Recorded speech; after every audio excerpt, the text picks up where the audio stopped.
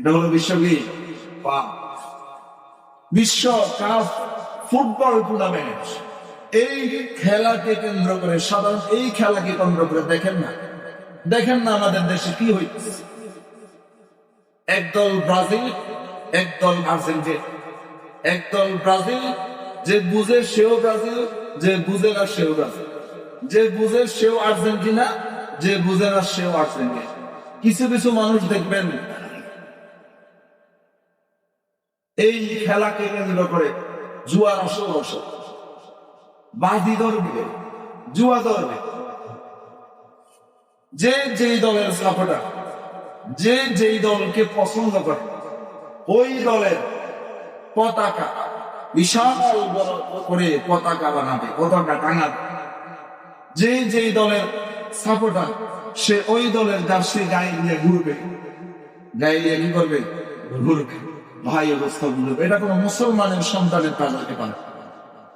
প্রশ্ন করতে পারেন, সব জায়গায় আপনি ইসলামকে টেনে আনেন, এটা তো খেলাধুলা, বিনোদন, সব জায়গায় ইসলামকে টেনে আনেন ভাই, সব জায়গায় ইসলামকে টেনে আনেন কেন? এই প্রশ্নটা কোনো মুসলমান করতে পারে? কারণ মুসলমান দোলনা থেকে নিয়ে লাশের খাটিয়াতে উঠা পর্যন্ত সব জায়গায় থাকবে মুসলমানের কি? ইসলাম। ইসলাম ছাড়া মুসলমানের মূল্য আছে? আপনারা কি আমার কথা বুঝতেছেন? ইসলাম ছাড়া মুসলমানের কোন মূল্য আছে না। আমাদের জন্ম থেকে নিয়ে মৃত্যু পর্যন্ত সব ক্ষেত্রে থাকবে ইসলাম।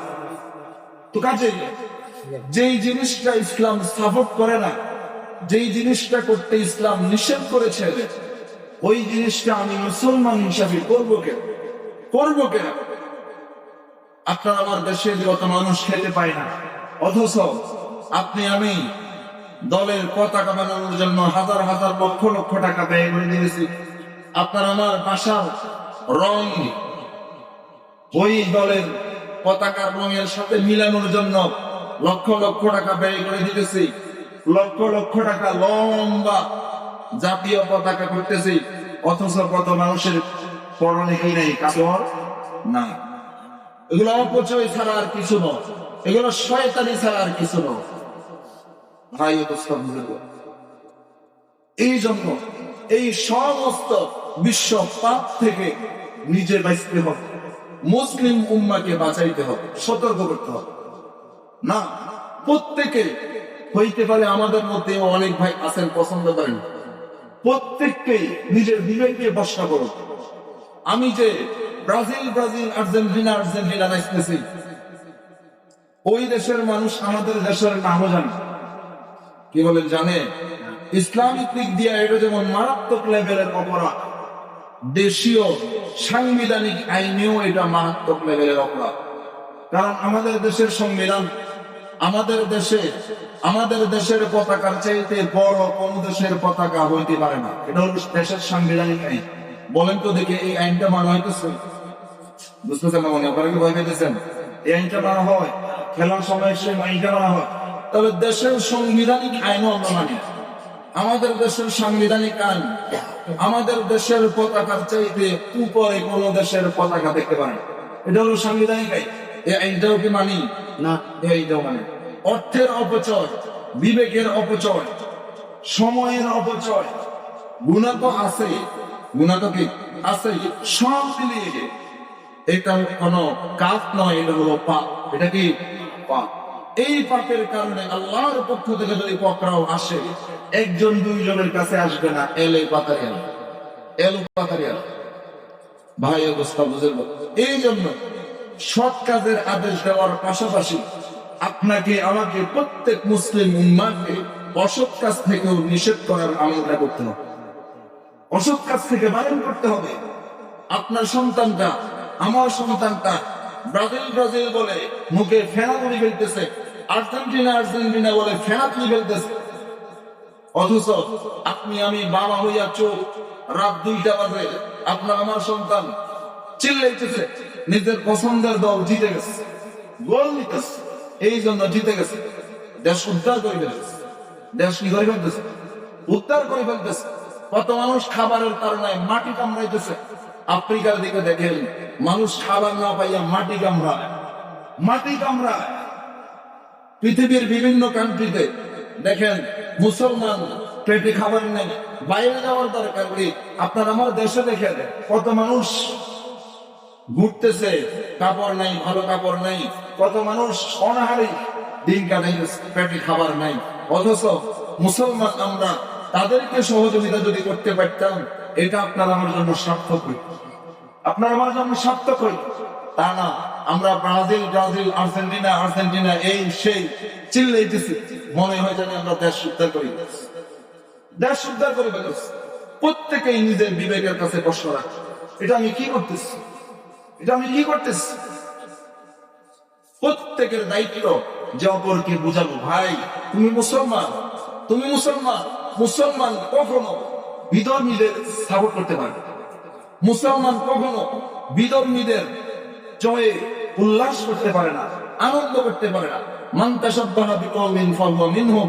রাসূল বলেন, যে যে দলের পক্ষে থাকবে তার হাসর ওই দলের সাথে হবে। নাউযুবিল্লাহ। বলেন তো দেখি, আমাদের দেশে ম্যাক্সিমাম লোক যে দুই দলের সাপোর্টার, ওই দুই দলের খেলোয়াড়ের মধ্যে কোন একটা মুসলমান আছে? কোন একটা মুসলমান আছে? ওইগুলা কি মুসলিম কান্ট্রি? না। তাহলে আমি মুসলমানের ঘরে জন্ম নিয়ে, মুসলমানের সন্তান হইয়া, আমার দিলে আছে কালিমা, আমার দিলে আছে তাওহীদের আলো, মুখে আছে কালিমা, আমি যে বিধর্মীদের সাপোর্ট করলাম, বিধর্মীদের পক্ষে থাকলাম, বিধর্মীদের জয়ে উল্লাস করলাম, বিধর্মীদের পতাকা বানানোর জন্য টাকা ব্যয় করলাম, বিধর্মীদের স্লোগান দিলাম, তাদের গোল দেওয়ার কারণে উল্লাস করলাম, আমি এটা কি ভালো কাজ করলাম? প্রত্যেকে নিজের বিবেকে প্রশ্ন করা দরকার। ভাই অবস্থা বদল। রাসূল বলেন, মান তাশাব্বাহা বিকওমিন ফাহুয়া মিনহুম। যে যে দলকে সাপোর্ট করবে, কিয়ামতের ময়দানে তার হাসর ওই দলের সাথে হবে। নাউযুবিল্লাহ। ভাই অবস্থা বদল। এই জন্য সাবধান। এর উপরে আছে সময়ের অপচয়। এই খেলাগুলো যখনই হয়, প্রত্যেকটা খেলা রাতের 2টা, 1টা, 3টা, এই সময় মুসলমানের সন্তান শুধু খেলা উপভোগ করার জন্য, খেলা দেখার জন্য আমরা রাত জাগি, মোবাইল দেখি, রাত জাগি, আর চিল্লাই উঠি। ভাই আপনার আমার হায়াত, এটা হলো বরফের একটা চাকা। বরফের কি চাকা? বরফের চাকার মতো আপনার আমার হায়াত কিন্তু ফুরিয়ে যাচ্ছে। আপনার আমার মূলধন, মূল পুঁজি হায়াত, এটা কিন্তু শেষ হয়ে যাচ্ছে। যেদিন হায়াত শেষ হয়ে যাবে, ওই দিন হায়াতের প্রত্যেকটা সেকেন্ডের গুরুত্ব বুঝে আসবে। কিন্তু বুঝে কোনো লাভ হবে? কি বলেন? আপনার আমার পার্শ্ববর্তী বাজারে কি হায়াতের বেচা কিনা হয়? যুবক ভাইরা, যৌবনের বেচা কিনা হয়? হায়াতের বেচা কিনা যদি হইত, কোটিপতি, শিল্পপতি, হাজার হাজার কোটি টাকার মালিক মাটির ঘরে শুয়ে দেখতে হইতো না, কবরে শুয়ে দেখতে হইতো না, টাকা দিয়া হায়াত কিনে সেই জীবিত দেখতে। বোঝা গেল হায়াতের বেচা কিনা হয় না। যৌবনের বেচা কিনা যদি হইতো, কোটি কোটি টাকার মালিক বৃদ্ধ হইয়া, প্যারালাইজড হইয়া বিছানায় শুয়ে দেখতো না, কারণ তার তো হাজার হাজার কোটি টাকা আছে, টাকা দিয়ে সে যৌবন কিনে সারা জীবন যুবক থেকে। তাহলে বোঝা গেল যৌবনের বেচা কিনা হয় না, হায়াতের বেচা কিনা হয় না। এই হায়াত আল্লাহর পক্ষ থেকে দেয়া গিফট। আপনার আমার জীবনের মূলধন, এই যৌবন আল্লাহর পক্ষ থেকে দেয়া গিফট।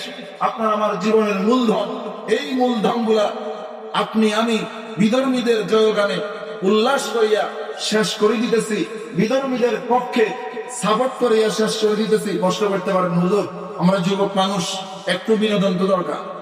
কে বলছে ইসলামের ভিতর বিনোদন নেই? ইসলামের ভিতর বিনোদন আছে। কেউ বলে নাই খেলা হারাম, খেলা হালাল তরিকায় খেললে হালাল, হারাম তরিকায় খেললে হারাম।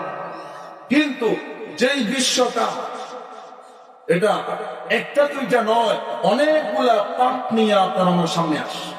অনেকগুলা পাপ, সতর খোলা থেকে নিয়ে শুরু করি, বেশ্যাগিরি থেকে শুরু করি, জুয়া থেকে শুরু করি, নাফরমানি থেকে শুরু করি, মদ গাঁজা থেকে শুরু করি, অনেকগুলা পাপ নিয়ে এই বিশ্ব পাপ আপনার আমার কাছে আসে। এই খেলা হারাম কিভাবে হবে? আবার মুসলমানের সন্তান হইয়া এই খেলার সাপোর্টার কিভাবে হবে, ওই দলের সাপোর্টার কিভাবে হয়, আমার বুঝে আসে না। কাজেই প্রত্যেক যুবক ভাইকে, প্রত্যেক তরুণকে, প্রত্যেক মর্দে মুসলমানকে আমি এই প্রত্যেকের বিবেকের কাছে আমি এই প্রশ্নটা রাখতে চাই। কাজেই প্রত্যেকেই সচেতন হওয়া দরকার, মুসলিম উম্মাকে সচেতন করা দরকার। শুধুমাত্র আমরা বিল মারুফ করলাম, নাহি আনিল মুনকার করলাম না, তাহলে গুরু দায়িত্ব পালন করলাম না, গুরু দায়িত্ব পালন করলাম না। আল্লাহ বলেন, কুনতুম খায়রা উম্মাতিন উখরিজাত লিন-নাস তা'মুরুনা বিল মারুফ ওয়া তানহাউনা আনিল মুনকার। আল্লাহ বলেন, তোমরা হলো শ্রেষ্ঠ উম্মত, তোমাদের গুরু দায়িত্ব হলো তিনটা।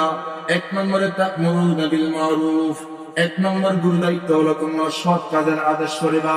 দুই নম্বরে ওয়া তানহাউনা আনিল মুনকার, অসৎ কাজ থেকে তোমরা বাধা দিবা। বলেন তো দেখি, এই বিশ্বকাপ এটা সৎ কাজ না অসৎ কাজ? সৎ কাজ না অসৎ কাজ? যদি এই বিশ্বকাপ নামক বিশ্বপাপ অসৎ কাজ হয়, অবশ্যই অবশ্যই আপনাকে আমাকে এই বিশ্বপাপ থেকে মানুষকে বাধা দিতে হবে।